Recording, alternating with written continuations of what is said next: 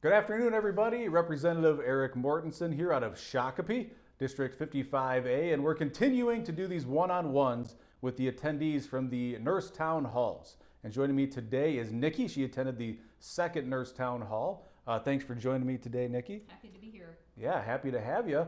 And today we're going to hear a little bit more about her experience when it comes to these vaccine mandates and her interactions with COVID patients. So if you wouldn't mind, just kind of introduce yourself and Sure. talk a little bit about why this issue is so important to you and how it's affected you.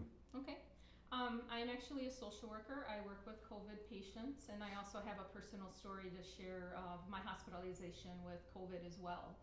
The reason that this is completely out of my comfort zone to be interviewing and stretched, but I feel like this issue is so incredibly important. And a lot of vulnerable people that I have the honor and privilege of working with in my job are affected by these mandates, and also the shutdown with COVID when things happen at nursing facilities. And I also believe in the sanctity of life, and every life matters, and there's been a lot of unnecessary deaths with COVID in general, and a lot of the vaccines that are not being reported, as well as adverse reactions. So I've been working in the medical community for 20 plus years, so I have a lot of experience in that. I'll share my personal story. Was that at the end of January 2021, I was hospitalized with COVID. When I got to the hospital, I have a dear friend of mine who was also a very competent, wonderful nurse, and she said, "Nikki, ask for Ivermectin when you get there." So not knowing a lot at the time, I did that, and the doctor, per quotes, I asked for Ivermectin, and he looked at me and he said, "That's a bunch of hogwash. That is not going to help you." So what they did is they ended up giving me Remdesivir, and I'll speak about Remdesivir in a minute, and they also gave me high doses of IV dexamethasone. Okay. So Remdesivir, there's a lot of talk going on about Remdesivir, and Dr. Brian Ardis, it's A-R-D as in David, I-S, has done a lot of significant, very important research on Remdesivir. And what it's shown is that Remdesivir has shown, it's a protocol used in a lot of the hospitals. The United States is the only country that Remdesivir is being used in, and that was mandated by Fauci under the authorization use, the emergency authorization use. The World Health Organization actually states they recommend not using it. And the reason for that is they found that it's not effective, and it causes acute kidney failure and also liver failure. And they're finding Remdesivir was originally started by, it was an antiviral for Ebola. And the studies showed that 54% of those people that received Remdesivir with the Ebola study had died. And you're not the first person to bring this up. So why do you think this is still being used, right, Remdesivir? That, to my understanding, yes, hospital protocols are using it. And I know that my situation is not unique, and the reason I wanted to speak about it is there's a lot of individuals that either themselves or their loved ones are going to the hospital, and they're asking for alternative treatments, and they're given Remdesivir. So I want to encourage people to take a stand. There are other protocols and effective treatments that can be much better and safer in treating the COVID virus. So let's go back to your story then. What ended up happening when the doctor was saying we're going to put you on Remdesivir instead? Well, at the time, I didn't know enough to be dangerous and advocate for myself. I also wasn't breathing very well. So they ended up giving it to me. I didn't really give any pushback. In my mind, I honestly thought it was Regeneron, and I've heard that Regeneron was helpful. Right. And I didn't really know about the effects of Remdesivir till after my hospitalization, and I started really doing extensive research on COVID and everything that's going on, plus the Remdesivir. And my dear friend, again, gave me some information on Remdesivir as well, and I was very shocked. And by the grace of God, I survived. And that's why I wanted to speak about it. Yeah, how long were you in the hospital? 6 days. Really? Wow. And then actually I begged to go home from the hospital because I was in a makeshift ICU room that had like a generator, and I couldn't sleep. So I begged the doctor to send me home. So I went on, at that time they had a hospital to home program where they could monitor all my biometrics and everything from home. And then I would get a call from a nurse practitioner daily to make sure that my vitals were doing okay and I was breathing. And Okay. Gotcha. So is it fair to say that you would credit Remdesivir for your ability to get out of the hospital? No, I wouldn't say that that's the reason why I left the hospital. I advocated to get out of the hospital because number one, I wasn't sleeping.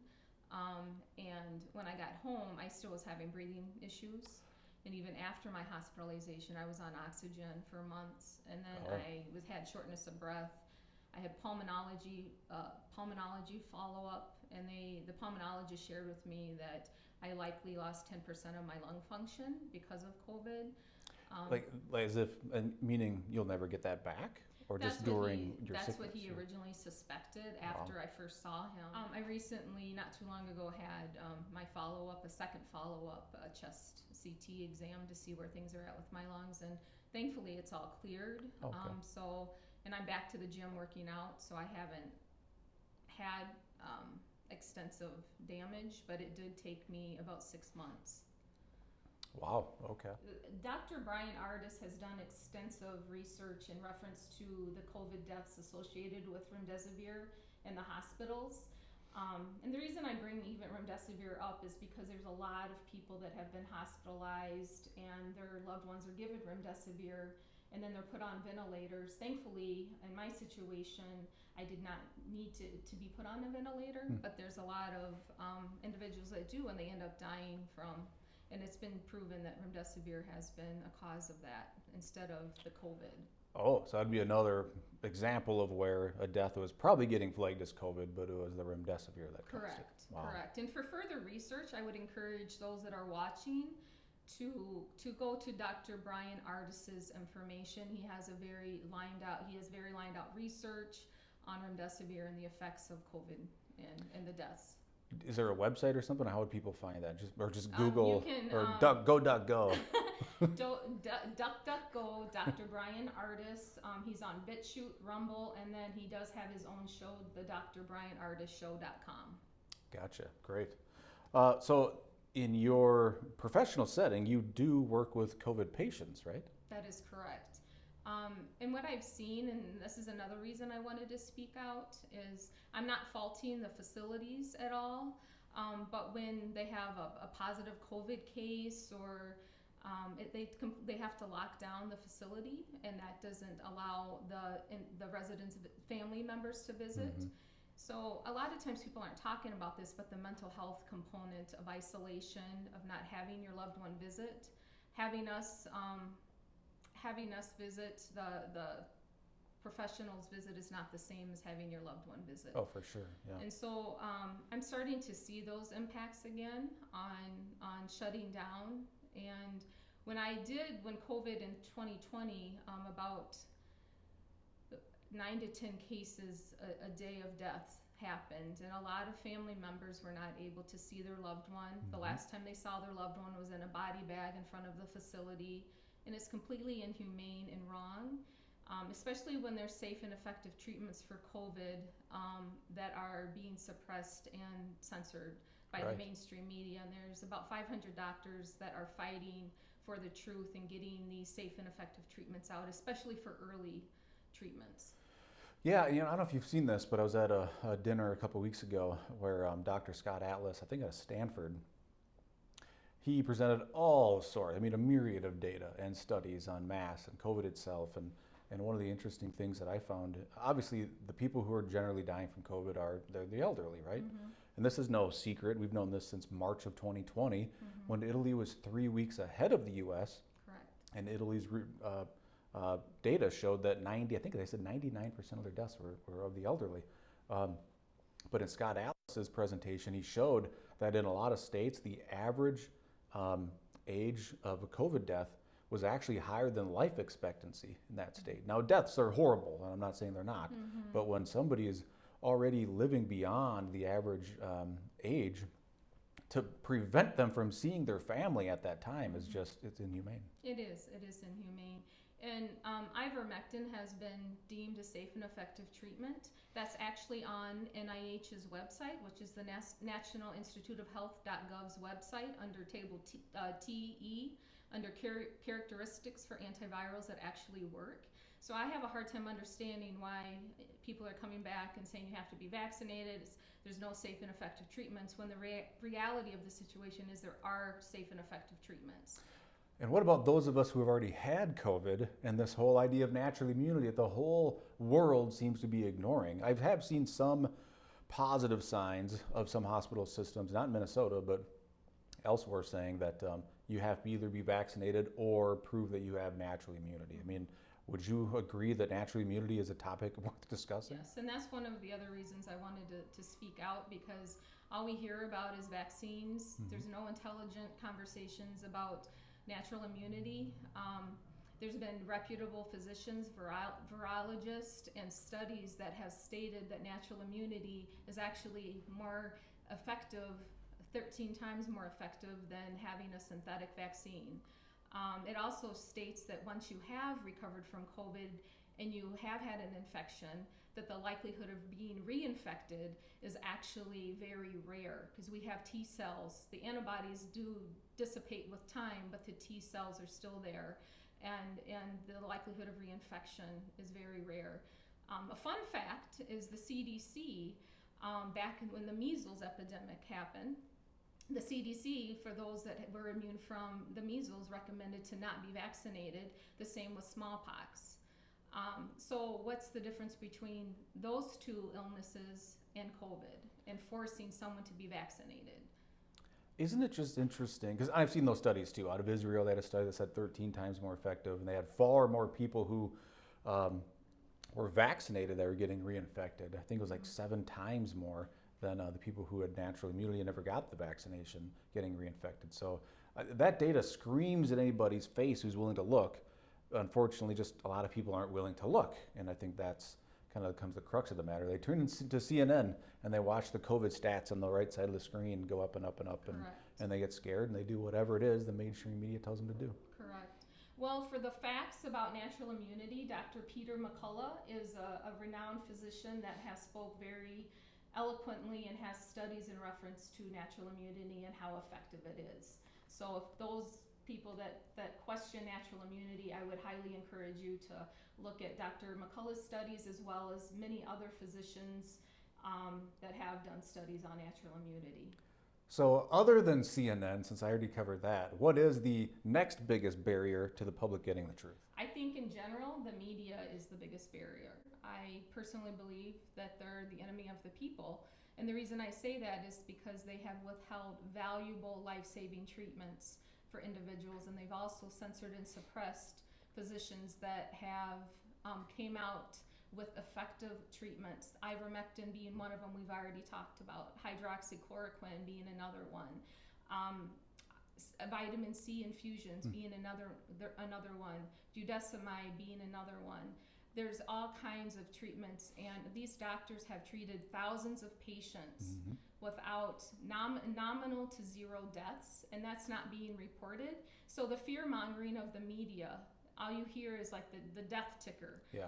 Why don't we put the people that have survived COVID ticker? And I think the psychological warfare that we're in would change. I mean, it all stems from a very corrupt media, and I feel like there's a bigger agenda at hand. Yeah, I think that's a great point. If you were to map that out, and I've seen some I think the New York Post did it recently, where they showed giant grid, and they said, oh, this reflects everybody who's had COVID, and this reflects the percent that have died. And I mean, death is tragic for sure, but death is also part of life, and risk is a part of life, and this weird pursuit by so many to live some sort of risk-free existence. I wish them luck with that, but that is an impossibility, and it's never going to happen. So you have had COVID in January. You were hospitalized with COVID. You have helped or I don't know about treat COVID patients, but you have worked with COVID patients. So you're obviously not a COVID denier. Correct. So what are your thoughts on this vaccine and mandating that people have to take this vaccine despite all these other options that you've talked about? Well, I think number one, I think anytime you're coerced, bribed, or fear mongered to get something, that I'm a critical thinker, and for me, that makes me pause and question what the real agenda is. There's never been a time in history that we've either read about or heard about or lived through what we're living through now. So to me, there's a bigger agenda at hand and it's designed in that way. As far as what I mean by that is and I'll go back to the media. I feel like the media has, number one, has been a barrier in dividing people. It's kind of the catalyst to keep the division going. And to me, that's by design, causing division between the vaccinated and the unvaccinated, Republicans, Democrats. This is not a vaccinated, unvaccinated issue. It's not a Republican, Democrat issue. This is an issue of fighting for humanity and freedom. The majority of people have no idea what we're up against and what we're fighting here. I love the way you said that, because I think the real divide here is it's good versus evil, or liberty versus tyranny. Like, this is not a team blue, team red issue, Republican versus Democrat. This has nothing to do with ethnicity or the other typical ways that they would try to divide people. This is truly good versus evil, or the ruling class versus, the everyday citizens.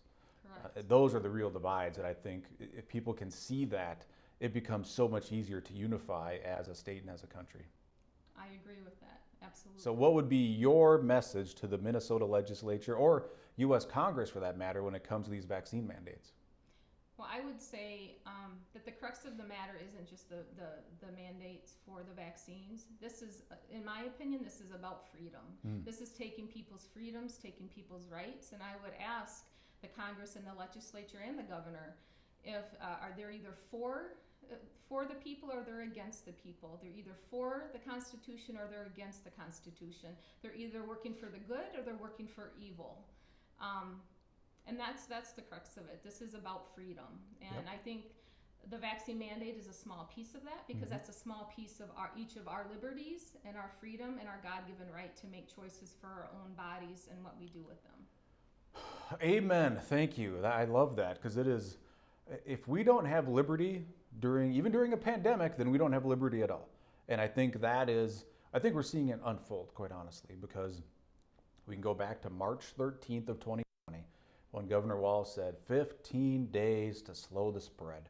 And at that time, everybody pretty much acknowledged that, pretty much everyone is going to get this disease at some point in time. It's a virus. A virus is going to virus. That's what it does. So that was what they sold us in March, but now over time, of course, they've just ramped it up and up. So just imagine if back in March, let's say March 14th, Governor Walz came out and said, you know what, we're going to force everybody to get a vaccination.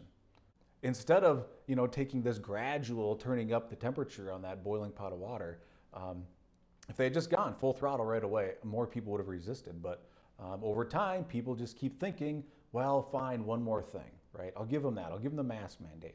We'll let them do the vaccine mandate. People just want it over. Like yesterday, I saw Fauci came out and said, we don't know if you can have Christmas yet. Maybe, maybe not. It's too soon to say, he says. And most people are they're done. They're done with it. They recognize the very minimal risk that this virus poses most people. We know who is susceptible to the virus, and we can treat and protect those who are most vulnerable and let everybody else live our lives. I believe that there's a bigger agenda at hand. In my faith, I believe this is a spiritual battle in everything that we're seeing. I also believe that people have forgotten their constitutional rights, that mandates are not the law, and we as people need to rise up and say enough is enough. And this tyranny is going to continue until we stand up and take a stand. If it doesn't impact, the vaccine issue doesn't impact you, there's going to be another freedom that it impacts. So it's eventually going to end up impacting everybody. So people need to take a stand. That's the only way this ends. I totally agree with that as well. You're on fire over here. And I feel like I should take that opportunity to say October 23rd, noon to 3 o'clock, there's going to be another opportunity for people to come down to the Capitol and express their frustration with what's going on in terms of another rally. So anybody watching, feel free to come out to the Capitol October 23rd, that Saturday. Hopefully we can get another 5,000-10,000 people show up. That would be Well, thank you so much for coming down to the Capitol today. And any final thoughts you want to share with everybody?